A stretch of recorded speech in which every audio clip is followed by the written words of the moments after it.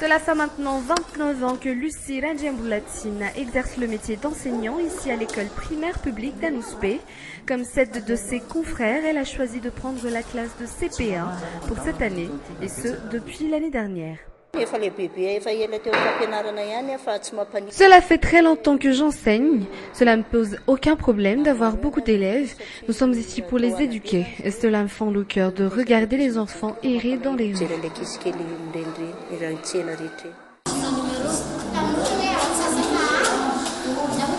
Pendant que certains font du rangement dans les salles, d'autres font la liste des élèves.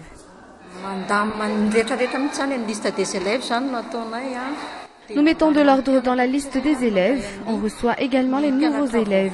Aujourd'hui, on reçoit les CP1, demain les CP2. Après-demain, jeudi, ce sera la CM1 et la CM2 vendredi.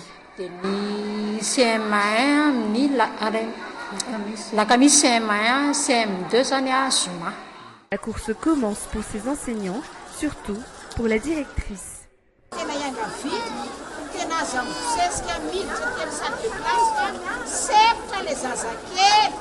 Les enseignants ont commencé à travailler du 30 septembre au 4 octobre dernier, une période durant laquelle ils se sont réunis afin de répartir les tâches.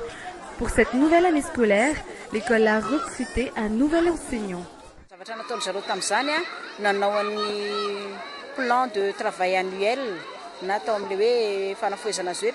Ils ont établi le plan de travail annuel, ou la PTA.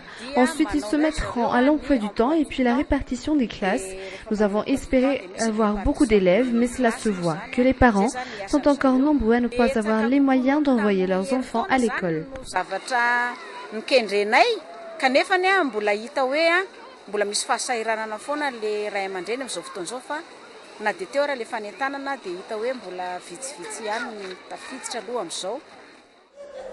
Ici à l'EPP Anouspe, les salles pourront accueillir entre 50 et 60 élèves, ce qui donnera au total 2250 élèves pour cette année scolaire 2013-2014.